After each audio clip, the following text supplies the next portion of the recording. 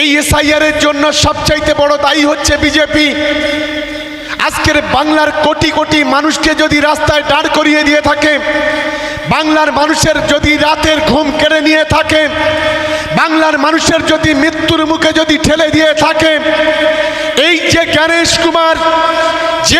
কুমার গত রাতেই বাংলাতে পা দিয়েছে, একজন নরখাদক যেভাবে বাংলাকে অপবিত্র করে বাংলার মানুষের ভোটাধিকার কেড়ে নিতে চাইছে, বাংলার মানুষকে সেই জবাবটা তাদেরকে দিতে হবে।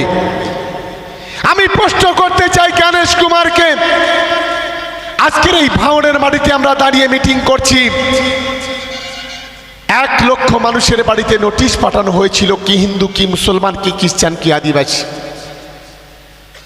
এখনো অনেক মানুষ আছেন, প্রায় 29,700 মানুষ যাদের এখন আন্ডার জুডিকেশন মানে বিচারাধীন অবস্থার মধ্যে আছে। তারা ভোটাধিকার পাবে কি না পাবে তার কোনো নিশ্চয়তা নেই। বিজেপির দালালি করে আজ এই গণেশ কুমার যেভাবে বাংলার মানুষের ভোটাধিকার কেড়ে নেওয়ার চেষ্টা করছে, এর জবাব একদিন এই গণেশ কুমার এবং বিজেপিকে দিতে হবে। এর জন্য আমাদের সকলকে মাথায় রাখতে হবে যে মাত্র কয়েকটা দিন সামনে নির্বাচন, এই নির্বাচনকে সামনে রেখে আমাদের চোখ কান খোলা রেখে বুক চিতিয়ে আমার প্রত্যেকটা সহকর্মী ভাঙড় বিধানসভার মাটিতে হিন্দু মুসলমান খ্রিস্টান আদিবাসী আপনারা যারা আছেন তাদের প্রত্যেককে মাথা উঁচু করে শিরদাঁড়া লড়াই করতে হবে। কারণ আমাদের মুখ্যমন্ত্রীর নাম মমতা বন্দ্যোপাধ্যায়, আমাদের সেনাপতির নাম অভিষেক বন্দ্যোপাধ্যায়। আজকের যে দিনটা আপনারা জানেন, আজ থেকে যুবসাথীর টাকা ঢুকছে।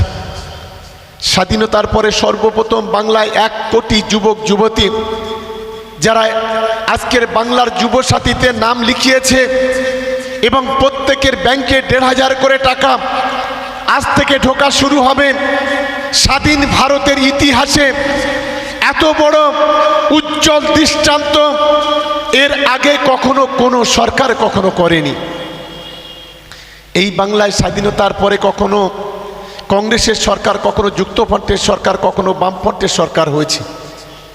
বাংলার যুব সমাজের ছেলেরা কৃষক বন্ধু পাবে, তার সঙ্গে সঙ্গে যুবসাথী পাবে। স্বাধীন ভারতে কেউ করেনি, মমতা বন্দ্যোপাধ্যায় করেছেন। আমি গর্ব করি মমতা বন্দ্যোপাধ্যায় অভিষেক বন্দ্যোপাধ্যায়ের জন্য। আজকের 1 কোটি বেকার ছেলে যারা হয়তো চাকরি পায়নি, কারো কারো কর্মসংস্থান নেই, কিন্তু প্রতিদিন বাড়িতে বসে সে 50টা করে টাকা পাবে, তার বাবা মায়ের মুখে অন্তত হাসি ফোটাতে পারবে। আর এই হাসি ফোটানোর কেউ যদি নায়ক হয়, তার নাম হচ্ছে মমতা বন্দ্যোপাধ্যায়। সবাই মিলে একটা করতালি দেওয়ার জন্য আমি অনুরোধ করব।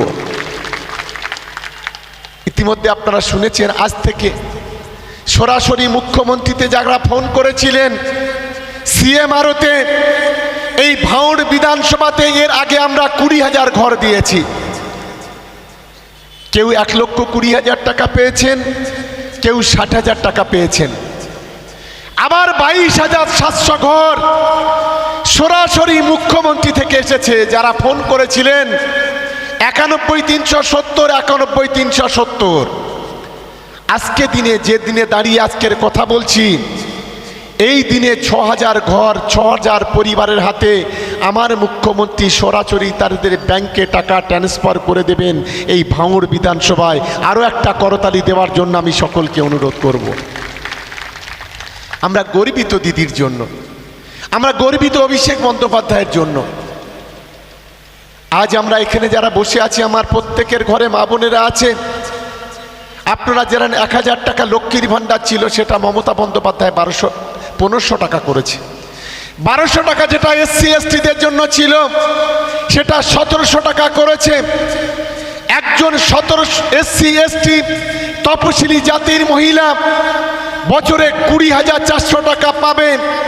আর একজন সংখ্যালঘু পরিবারের মেয়েরা তারা বছরে 18,000 টাকা পাবে। একজন মা, একজন বোন যার বয়স 25 থেকে 60 বছরের মধ্যে, প্রতিদিন তারা বাড়িতে বসে বসে 50 টাকা পাবে। এই হকার ভাই বাইরে যাও, হকাররা বাইরে যাও। তারা প্রতিদিন 50 টাকা করে পাবে।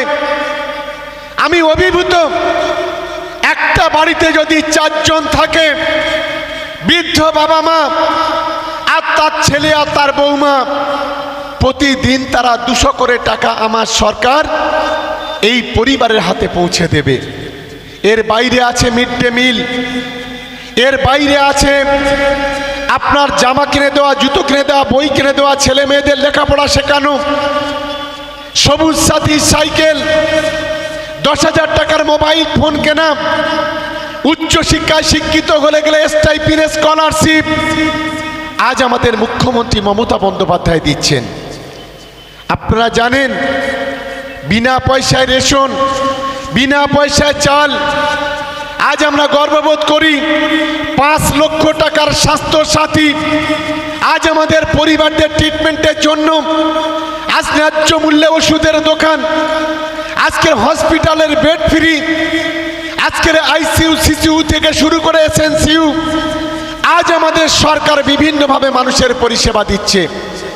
18 বছর বয়স হলে একজন মা, একজন মেয়ের তার 25,000 টাকা কন্যাশ্রী, 25,000 টাকা রূপশ্রী।